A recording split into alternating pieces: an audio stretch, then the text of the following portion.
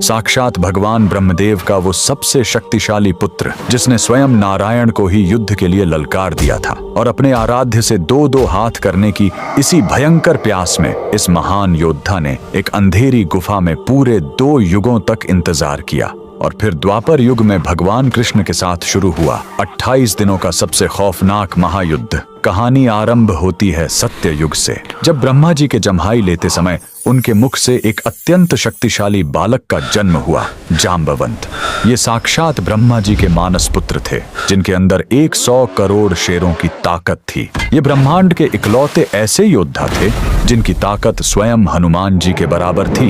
इनकी असीम शक्ति का अंदाजा इसी बात से लगाया जा सकता है कि जब वामन अवतार में भगवान ने अपने 3 कदमों में पूरा ब्रह्मांड नाप दिया था, तब जाम्बवंत जी ने अपनी जवानी के जोश में उस विशाल काय वामन भगवान की 21 बार परिक्रमा कर ली थी। फिर आया त्रेता युग। जाम्बवंत जी ने भगवान राम की सेना का साथ दिया। पूरे रामायण काल में साक्षात नारायण के अलावा कोई ऐसा पात्र नहीं था जो जाम्बवंत जी से युद्ध लड़ सके। ये वही थे जिन्होंने हनुमान जी का मार्गदर्शन किया और उन्हें उनकी भूली हुई शक्तियों की याद दिलाई। लंका विजय के बाद जाम्बवंत जी ने अपने आराध्य श्री राम को ही युद्ध के लिए चुनौती दे दी। भगवान राम मर्यादा पुरुषोत्तम थे, इसलिए उन्होंने मुस्कुराकर कहा, इस युग में नहीं ऋक्षराज, जब मैं द्वापर युग में कृष्ण बनकर आऊंगा तब तुम्हारी ये युद्ध की इच्छा जरूर पूरी करूंगा।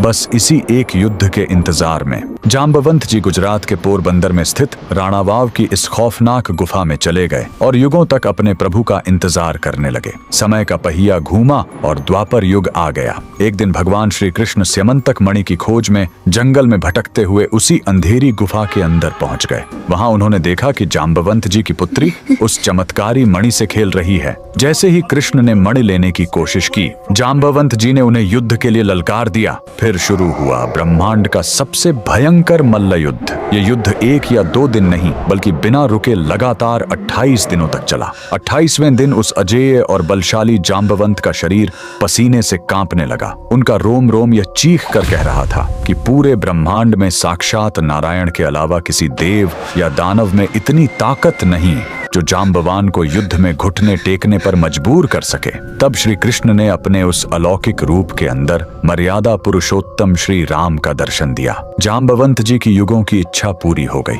वो रोते हुए अपने प्रभु के चरणों में गिर पड़े, उनसे माफी मांगी और अपनी पुत्री का विवाह भगवान श्री कृष्ण से करवा दिया। गुजरात के पोरबंदर की जाम्बुवंत गुफा आज भी इस महायुद्ध का जीता जागता प्रमाण है। अगर आप भी भगवान राम और कृष्ण की इस अद्भुत लीला को मानते हैं तो कमेंट में जय श्री राम जरूर लिखें।